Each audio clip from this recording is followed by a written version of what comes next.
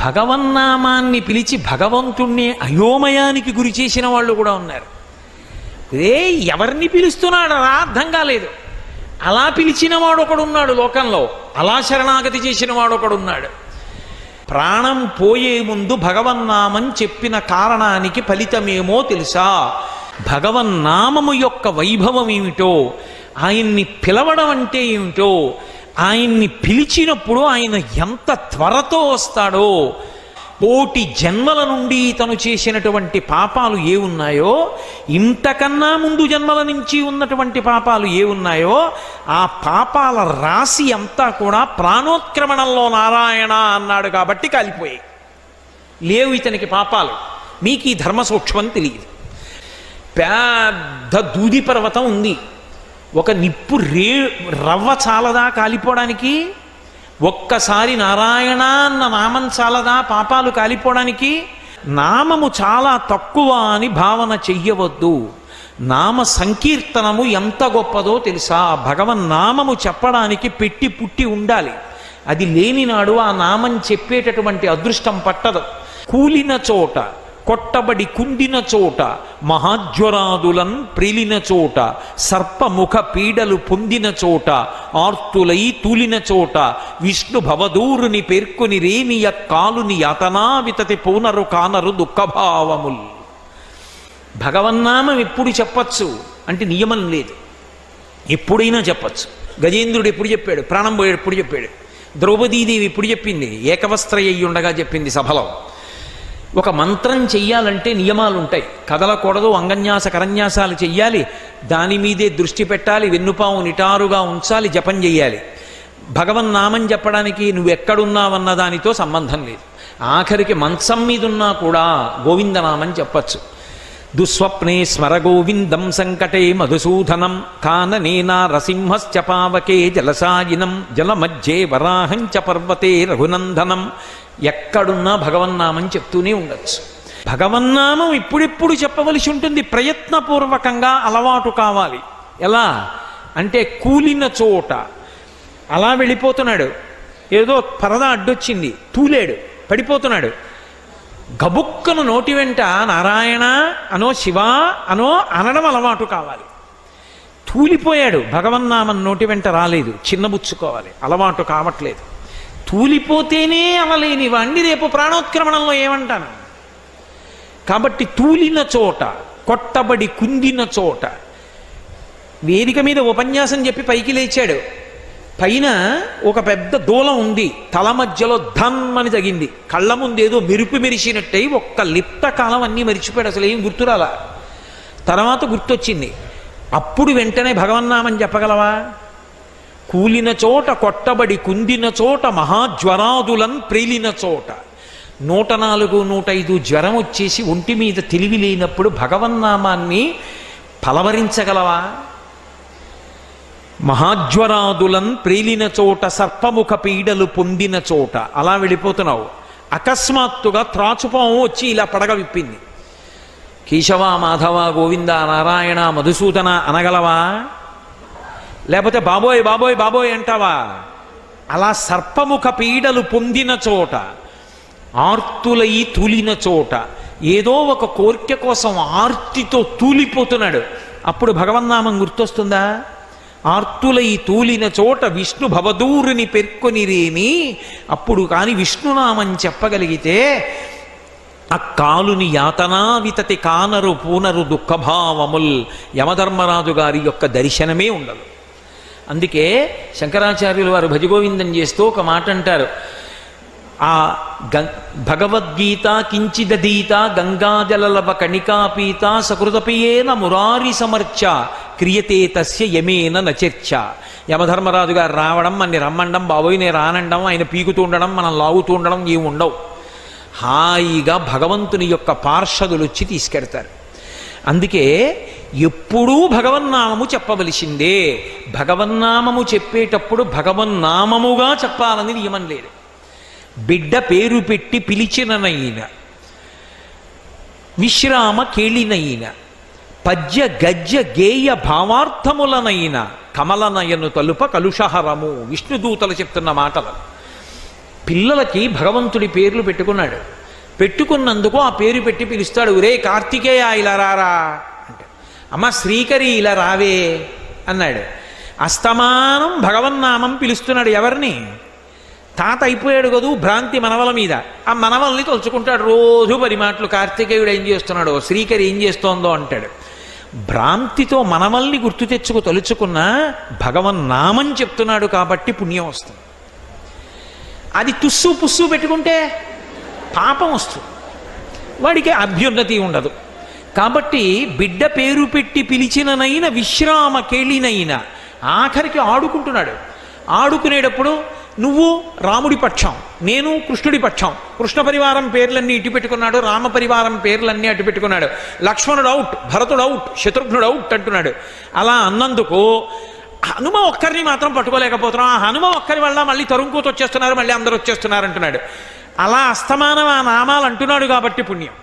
విశ్రామ కేళినైన పద్య గద్య గీత భావార్థములనైన, అది పద్యం కావచ్చు, గద్య కావచ్చు, గేయం కావచ్చు, భావం కావచ్చు, అర్థం కావచ్చు, భగవన్నామం ఉంటే చాలు. అందుకు కదూ పోతన గారు అంటారు, హరినామస్తుతి చేయు కావ్యము సువర్ణాంభోది హంసావళీసురుచిభ్రాజితమై మానస సరస్ఫూర్తిన్ వెలుంగొందు శ్రీ హరినామస్తుతి లేని కావ్యము విచిత్రధాన్వితంబయ్యు శ్రీకరమయ్యుండదయోగ్య దుర్మదనత్కాకోల కర్తాకృతిన్ అంటారు. ఆ భగవన్నామములతో కూడినటువంటి గ్రంథములకుండే విశేషమది.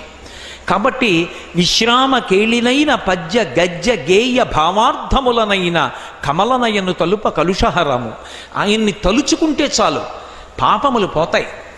భగవన్నామం పలకడం ఎంత గొప్పదంటే, బ్రహ్మహత్యానేక పాపాటములకగ్ని కీలలు హరినామ కీర్తనములు, గురుతల్ప కల్మష క్రూర సర్పములకు గేకులు హరినామ కీర్తనములు, తపనీయ చౌర్య సంతమసంబునకు సూర్య కిరణముల్ హరినామ కీర్తనములు, మధుపాన కిల్బిష మదనాగ సమితికి కేసరుల్ హరినామ కీర్తనములు, మహిత యోగోగ్ర నిత్య సమాధి విధుల ఎలరు బ్రహ్మాదిసురులకు అందరాని భూరి నిర్వాణ సామ్రాజ్య భోగ భాగ్య ఖేళనంబులు హరినామ కీర్తనములు. భగవన్నామం పలకడం ఎంత గొప్పది అంటే, బ్రహ్మహత్యానేక పాపాటవులకగ్ని కీలలు హరినామ కీర్తనములు. బ్రహ్మహత్య లాంటివి మహాపాతకం. అటువంటి మహాపాతకమైనటువంటి బ్రహ్మహత్య లాంటి భయంకరమైనటువంటి పాపాలకి కూడా, బ్రహ్మహత్యానేక పాపాటవులకు, అటువంటి అరణ్యముల వంటి పాపాలకి కూడా దావానలం లాంటి, అగ్నిహోత్రం లాంటిది భగవన్నామాన్ని పలకడం. గురుతల్ప కల్మష క్రూరసర్పములకు గేకులు హరినామ కీర్తనములు. గురువుగారు లేని సమయంలో గురుపత్ని పడుకునుండగా ఆ తల్పం మీద పడుకోవడం, అంతకన్నా నోటితో కూడా మాట్లాడకూడదు. అటువంటి మహాపాతకం చేస్తే, అటువంటి పాతకమనేటటువంటి పాపానికి నెమళ్ళు లాంటివి భగవంతుని యొక్క నామాలు. కాబట్టి గురుతల్ప కల్మష క్రూరసర్పములకు గేకులు హరినామ కీర్తనములు, మధుపాన కిల్బిష మదనాగ సమితికి కేసరుల్ హరినామ కీర్తనములు. మద్యపానం చెయ్యడం అనేటటువంటి మదపుటేనుగుల గుంపులనేటటువంటి పాపముల సమూహాలకి సింహం లాంటిది భగవంతుని యొక్క నామ సంకీర్తనం. కాబట్టి మదపాన కిల్బిష మదనాగ సమితికి కేసరుల్ హరినామ కీర్తనములు, తపనీయ చౌర్య సంతమసంబునకు సూర్య కిరణముల్ హరినామ కీర్తనములు. దొంగతనం చేయడం, ప్రత్యేకించి బంగారం దొంగతనం చేయడం, బంగారం దొంగతనం చెయ్యడం లాంటి మహాపాతకమనబడేటటువంటి చీకటి పాలిట సూర్యకిరణముల వంటివి భగవన్నామ కీర్తనములు. అంటే అటువంటి పాతకాన్ని కూడా పోగొట్టగలిగినటువంటివి. అవి ఎంత గొప్పవి అంటే, మహిత యోగోగ్ర నిత్య సమాధి విధుల ఎలరు బ్రహ్మాది సురులకు అందరాని భూరి నిర్వాణ సామ్రాజ్య భోగ భాగ్య ఖేళనంబులు హరినామ కీర్తనములు. ఎప్పుడు సమాధిలో ఉండి భగవంతుణ్ణి అనుభవించేటటువంటి చతుర్ముఖ బ్రహ్మ వంటి వారు కూడా అనుభవించనటువంటి ఆనందాన్ని మనకి అందింపచేయగలిగినది ఏది అంటే భగవన్నామ సంకీర్తనమే. అంత గొప్పదయా భగవన్నామ సంకీర్తనం అంటే. అదేమైనా మాటలు అనుకుంటున్నావా? అటువంటి భగవన్నామాన్ని ప్రాణం పోయేటప్పుడు నారాయణాయంచు ఆత్మ ప్రలపించు, చనిపోయే ముందు అన్నాడు కాబట్టి కొన్ని కోట్ల జన్మల పాపాలు పోయాయి. లేవు ఇప్పుడు పాపాలు, పుణ్యాలు లేవు. ఎన్ని పాపాలు చేశాను. కన్న తల్లిదండ్రులు అన్నం పెట్టి పోషించి పెద్ద చేసి ఉపనయనం చేసి గాయత్రీ మంత్రం ఇచ్చి వేదాన్ని నేర్పి అగ్నిహోత్రాన్ని ఆరాధించడం నేర్పి విద్వాంసుణ్ణి చేసినటువంటి తల్లిదండ్రులకి అన్నం పెట్టకుండా ఇంట్లోంచి గెంటేశాను. కట్టుకున్న ధర్మపత్ని సంతానం కూడా కలగక ముందు అంతటి సౌందర్య రాశిని విడిచిపెట్టి ఒక కులటాలో అందం ఉందనుకుని ఆమె వెంట తిరిగి ఇల్లాలిని వెడలగొట్టాను. ఆఖరికి దొంగతనాలు చేశాను, కళ్ళు తాగాను, వేశ్యకి పిల్లల్ని కన్నాను. జీవితం పండుటాకైపోయింది, చేసిన పుణ్యం లేదు. అయినా నారాయణ అని ఒక్క మారన్నందుకు నాకు ఇంత అనుగ్రహమా? చీన బ్రతుకేం బ్రతుకు, ఇప్పటికైనా సరిగ్గా బ్రతకడం నేర్చుకుంటాను. ఇక నా జీవితాన్ని పరబ్రహ్మము యొక్క నామోచ్చరణ ఎందు గడిపేస్తాననుకున్నాడు. ఓరి పిచ్చివాళ్ళల్లారా, అందరూ చచ్చిపోయే ముందు భగవన్నామని చెప్పగలరని మీరు అనుకుంటున్నారా? అందరూ భగవన్నామని చెప్పగలరా? దంతంబుల్ పడనప్పుడే తనువుయందారూఢియున్నప్పుడే కాంతాసంఘము రోయనప్పుడే జరాక్రాంతంబు కానప్పుడే వింతల్ మేన చెరించునప్పుడే కురుల్ వెల్వెల్ల కానప్పుడే చింతింపన్వలమీ పదంబుజములన్ శ్రీకాళహస్తీశ్వర అంటాడు దుర్జటి. ఒంట్లో ఓపికున్నప్పటి నుంచి చెయ్యనటువంటి సాధన ఎప్పుడో పండుటాకులైపోయిన తరువాత సాధన చేసి భగవన్నామం మనసులో నిలబడాలంటే ఎందుకు నిలబడుతుంది? అది నిలబడదు. సాధన మొట్టమొదటి నుంచి చేసుకుంటూ చేసుకుంటూ చేసుకుంటూ విడితే ఆ భగవన్నామము నిలబడుతుంది. అందుకే మీకు ఇవాళ చెప్తున్నాను రా, మొట్టమొదట ఎవరిని తీసుకురావాలో చెప్తాను, బాగా జ్ఞాపకం పెట్టుకోండి అన్నాడు. ఎవరిని తీసుకురావాలి అంటే బాగా గుర్తుంచుకుని తీసుకురండి. తీసుకొచ్చేటప్పుడు లోకంలో పరమ పాపభూయిష్టమైనటువంటి జీవనాన్ని చేస్తున్నటువంటి వాళ్ళు కొంతమంది ఉంటారు. అటువంటి వాళ్ళు కలలోనైనా శ్రీకాంతుని పాద పద్మముల్ దర్శింపలేని కర్మరతుల, ఎకశెక్కమునకైన ఇందిరారమణుని పేరు పలకంగలేని దుర్భాషితులను. ఆఖరికి హాస్యమునకైన కృష్ణ కథా ప్రశంసకు చెవి తార్పలేని దుష్కథా ప్రమణుల, యాత్రోత్సవములనైన ఈశుని గుడి తోవ త్రొక్కలేని దుష్పదులను, మహాభక్తుల పాదధూళి సమస్త తీర్థ సారమటంచు తెలియలేని వారి వారి వారి వారి చేరిన వారి తొలుత కట్టి తెండు దూతలార. ఎవరిని తీసుకొస్తారో తెలుసా మీరు తీసుకొచ్చే ముందు? ఎకసక్కమునకైన ఇందిరారమణుని పేరు పలకంగలేని దుర్భాషితులను. వాడు హాస్యానికి కూడా భగవన్నామం పలకడు, ఎప్పుడూ అక్కర్లేని మాటలే. పరిహాసానికి వాడు భగవన్నామం పలకడు. ఎందుకని? వాడి ఇంట్లో పిల్లల పేర్లు కూడా ఉండవు, అమంగళకరమైన పేర్లు ఉంటాయి. కొన్ని పేర్లు వింటే నిజంగా పేర్ల అర్థం భావిస్తే అలా పిలిచినందుకు ఆ పిల్లలు ఏమైపోతారో, అలా పిలిచి వీళ్ళు ఏమైపోతారో అనిపిస్తుంది. దానికి ఏం అర్థం ఉండదు. ఆ పేరు బాగా పెట్టుకున్నావా అంటే వాడికి అది నచ్చింది. ఎవడికి లోకంలో ఉండకూడదు ఆ పేరు. రావణుడికి ఉంది అలా, ఎవరూ పెట్టుకోలేదుగా రావణుడు అన్న పేరు. పేరు పెట్టుకోవడం కాదు, పేరు పెట్టి పిలిచినందుకు వాడికి మంచి విభూతి కలగాలి, పిలిచి నువ్వు తరించాలి, ఆ పేరు పెట్టుకోవాలి. అంతేకాని ఎందుకు వచ్చిన పనికిమాలిన పేర్లు? భగవంతుడి పేరు కనీసం హాస్యానికైనా పలకనటువంటి వాడు ఉంటాడు, దుర్భాషితుడు అన్నాడు యమధర్మరాజు గారు. వాణ్ణి ముందు పట్టుకురండి. రెండోవాడు కలలోనైన ఇందిరారమణుని పాద సత్కమలముల్ చూడని కర్మరతుల. వాడికి ఎప్పుడు పనిలే, వాడికి ఎప్పుడు ఖాళీ ఉండదు. ఎప్పుడు బతికున్నంత కాలం కబంధుడు అని రామాయణంలో రాక్షసుడు ఉంటాడు, వాడికి కళ్ళు ఉండవు. వాడికి ఒక పెద్ద కడుపు పెట్టాడు ఇంద్రుడు, తలని తీసుకెళ్ళి నొక్కేశాడు లోపలికి. అందుకని వాడికి ఏం లేదు, నేను తినాలి కదా అన్నాడు. తినడానికి ఒక కడుపు పెట్టాను కదా అన్నాడు. మరి తినడానికి ఆహారం కావాలి కదా అన్నాడు. పెద్ద 2 చేతులు ఇస్తా, తడువు, ఏది దొరికితే తెచ్చుకు తింటుండు, కూర్చో. వాడు చేతులు పెట్టి తడువుకుంటూ ఉంటాడు, తింటుంటాడు. కబంధుళ్ళ వెళ్ళను, సంపాదించను, తేను, బ్యాంకులో వేయను, తిన్నో, పడుకోను, మళ్ళీ తిరగను, తీసుకొస్తూ ఉండను. వాడికి భగవత్ కార్యానికి ఖాళీ ఉండదు. ఎందుకు? ఆ మనుష్య జన్మ. సంపాదించద్దని లోకం అనలేదు, సంపాదించవలసిందే. కానీ ఇంక అదే కార్యక్రమమా? నీ జీవితం ఏమైపోతుంది? జీవుడు ఏమైపోతాడు? రేపు పొద్దున వెళ్ళిపోయాక ఇది పనిచేసుకుంటారు. కడుపున ఎంతమంది పుట్టారో అంతమంది పెట్టి భాగించేస్తారు. నువ్వు జీవుడు ఏమైపోతాడు? వాడు ఉన్నాడుగా, వాడి సంగతి కూడా చూసుకోవాలిగా. కాబట్టి కలలోనైన ఇందిరారమణుని పాద సత్కమలమల్ చూడని కర్మరతుల. చివరికి ఏదో హాస్యానికి కృష్ణుడు జారలీల చేశాడు, చోరలీల చేశాడు అని చెప్పి ఉత్తినే ఎకసెక్కం కోసమని కృష్ణ కథ విన్నాడు ఎవరో. అలా విన్నా పర్వాలేదు, కనీసం అందుకు కూడా విండవాడు. అది వినేదేమిటండి అంటాడు. అలాంటి వాడిని ముందు తీసుకురండి. అలాగే యాత్రోత్సవములనైనా, యాత్ర కడతాడు, ఉత్సవానికి కడతాడు, ఏం చేస్తాడు? అక్కడికి వెళ్ళి ఇక్కడ కూడా మంచి ఆహారం ఎక్కడ దొరుకుతుంది? అబ్బే ఇక్కడండి ఇలా కాదు, అలా చేసి ఉంటే బాగుండేది. వీడు ఇక్కడ కూర్చుని సలహాలు చెప్తాడు, వచ్చి చేస్తే తెలుస్తుంది చేయడం ఎంత కష్టమో, రోజుకు 1100 మందికి అన్నం పెట్టడం ఎంత కష్టమో, పెద్ద హాల్ తీసుకురావడం ఎంత కష్టమో, జనరేటరు 7 రోజులు రాత్రి పగలు తిప్పడం అంటే ఎంత కష్టమో, ఇంతమందిని తట్టుకుని కార్యం నడపడం అంటే ఎంత కష్టమో, ఒడ్డున కూర్చుని సలహాలు చెప్పమంటే ఎవరైనా చెప్తారు. అది కాదు, యాత్రకి ఉత్సవానికి వెళ్ళినప్పుడు కనీసం ఏమండి ఇక్కడ గుడి ఎక్కడుందండి అని పక్కనున్న హనుమాన్ గాడికి కూడా 4 అడుగులు వేయకుండా ఇంకా ఉండిపోయాడు 3 రోజుల తర్వాత అంటే మిగిలిన మాటనే పూర్తి చేయరు. యాత్రోత్సవములనైన ఈశుని గుడి త్రోవ తొక్కలేని దుష్పదులను మహాభక్తుల పాద ధూళి సమస్త తీర్థ సారమటంచు ఎరుగలేని వారి. సమస్త తీర్థముల యొక్క సారం ఎక్కడుంటుందంటే మహాభక్తుల యొక్క పాద ధూళి ఎందుంటుంది.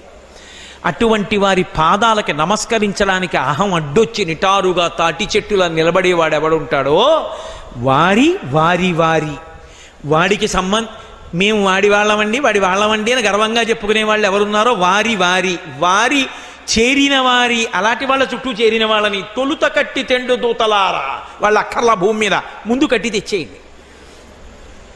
మరి ఎవరి విషయంలో జాగ్రత్తగా ఉండాలి? కమలనయను మీది భక్తియోగమెల్ల ముక్తియోగమటంచు మొదలెరుంగు అట్టి వారి జోలికెళ్ళవలదు దూతలార. ఎవరు భగవంతుని మీద భక్తియే ముక్తియోగమని నమ్మి బతుకుతుంటారో అలాంటి వాళ్ళ జోలికి వెళ్ళవద్దు. భగవంతుని యొక్క భక్తులతో నిరంతరము మాట్లాడడం కూడా మహాభాగ్యం.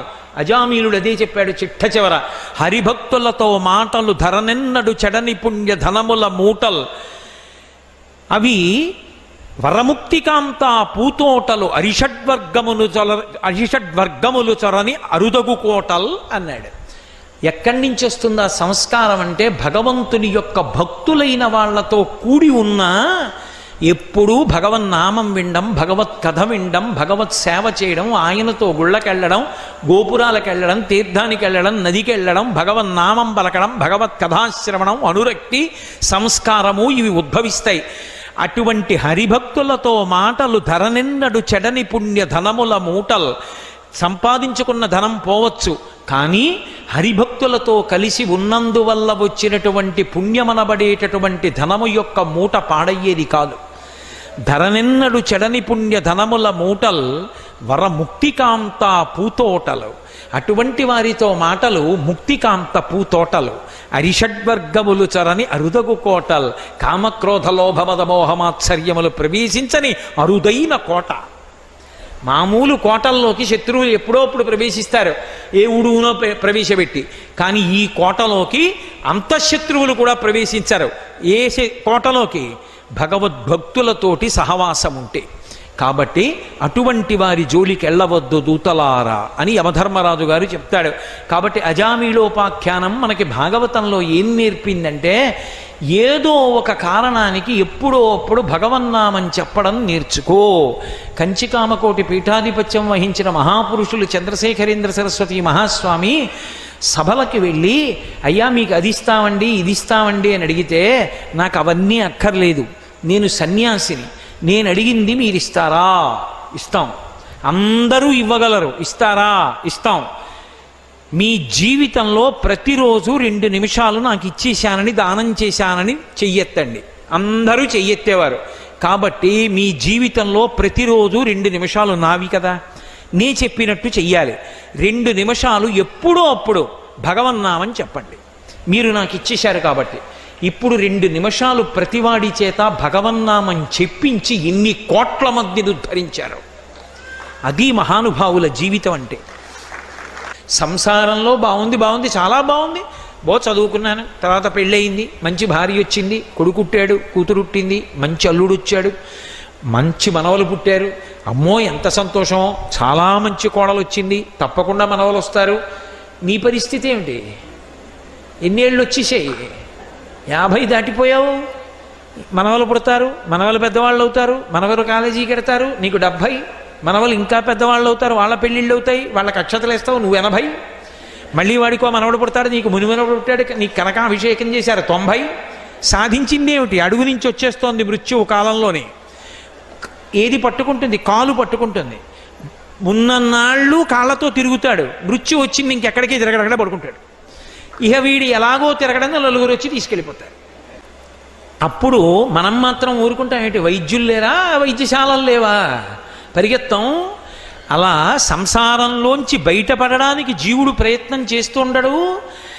ఎప్పుడెప్పుడు సంసారంతో ఎన్ని మాటలు పోరాటం చేశామో. సంసారమునకు మారు పేరు మృత్యువు. ఒకరోజు ప్రదోష వేళ చచ్చిపోయాడు, ఒక జన్మలో రాత్రి చచ్చిపోయాడు, ఒక జన్మలో అర్ధరాత్రి చచ్చిపోయాడు, ఒక జన్మలో పగలు చచ్చిపోయాడు, ఒక జన్మలో ఉదయం చచ్చిపోయాడు. మొత్తానికి మృత్యువుతో పోరాటం ఇన్ని కోట్ల జన్మలలో ఎప్పుడెప్పుడు చేశాము. అప్పుడప్పుడు అలిసిపోయామంటే కుదురుతుంది ఏమిటి? పోరాటం చేయవలసిందే ఆ మృత్యువుతోటి. కొడుకు మాత్రం ఎన్నాళ్ళు ఉంటాడు? అమ్మ 2 నెలలు అయిందమ్మా సెలవు పెట్టి, నాన్నగారి సంగతి అలాగే ఉంది, మరి అవతలేమో వచ్చి జాయిన్ అయ్యి వెళ్ళండి, ఒక్క వారం రోజులైనా, లేకపోతే ఉద్యోగానికే ప్రమాదం అంటున్నారు. అమ్మ నేను వెడతాను, అంతకా ఏమైనా అయితే అమ్మ వెంటనే మెసేజ్ పెట్టంటాడు. అంతకా ఏమైనా అయితే అంటే కాబట్టి వాడు వెళ్ళిపోతాడు. ఎవరుండాలి అంటే పక్కింట్లో పేరెంటం అని చెప్పి ఆవిడ వెళ్ళకూడదు. ఆవిడ మాత్రం అక్కడే ఆ మంచం బాగున్నా బాగుండకపోయినా క్యారేజీ తెప్పించుకొని అక్కడే తినాలి, అక్కడే పడుకోవాలి, ఆ బాత్రూంలోకే వెళ్ళాలి. ఎందుకు అంటే బ్రహ్మముడు ఒకటి వేశారు కదా పెళ్లిలో. ఆవిడ అలా ఇంటెన్సివ్ కేర్ యూనిట్లో ఉన్నా, ఆయన ఉన్నా, ఈవిడ ఆయన్ని, ఆయన ఈవిడ్ని విడిచి వెళ్ళకూడదు, అక్కడ ఉండాలి. ఎందుకంటే పోతన గారు ఎంత పెద్ద మాట మాడారు. మకరితోడపోరు మాతంగ విభుని ఒక్కరినిడించిపోవ కాళ్ళు రాక. వెళ్దామంటే కాళ్ళు రావట్లేదండి అంటారు. కాళ్ళు రాక కోరి చూచుచుండే కుంజరీయూధంబు. అస్తమానం అద్దం దగ్గరికి వచ్చి లోపలకోసారి చూస్తుంటారు. ఒంటి నిండా గొట్టాలు, ఈయన అలా తలగడా మీద పడుకుని ఉంటాడు. కోరి చూచుచుండే కుంజరీయూధంబు మగలు తగులు కారె మగువలకును. ఆ బ్రహ్మముడు అలాంటిది. అందుకని అలా చూస్తుంటారు. పాపం వాళ్ళ ఇంటికి వెళ్ళరు. ఎన్ని జన్మలలోనూ ఆ స్థితి రాకముందు జాగ్రత్త పడిపో. అప్పుడు అనాయాసైన మరణం వినా దైన్యేన జీవితం అంటారు శ్రీశైలంలో. ఇప్పటికీ పూజ చేస్తే అనాయాసంగా భగవన్నామం చెప్తూ 10 మందికి ఉపయోగపడుతూ వెళ్ళిపోగలిగిన లక్షణం అబ్బుతుంది. ఎవడి సంసారము నుండి వాడు విడిపించుకోవాలి. ఉద్ధరేణ ఆత్మనాత్మానం. ఎవడి జీవుణ్ణి వాడు ఉద్ధరించుకోవాలి. ఇంకోడిని ఉద్ధరించేవాడు ఉండడు. కాబట్టి ఆ వాళ్ళేం చేస్తారు? ఒడ్డు నించుని చూస్తున్నారు. బాధపడుతున్నవాడెవరు? ఈయన. ఇప్పుడు అంటాడు, నానానేక పయూధముల్ పెద్ద పెద్ద కాలంబు దశలక్ష కోటి కరణీనాథుండనయ్యుండి మద్దానాంభ పరిపుష్ట చందనలతంతఛాయలం దుండలేక నీరాచ ఇటేల వచ్చితి భయం బెట్లో కదే ఈశ్వరా అన్నాడు.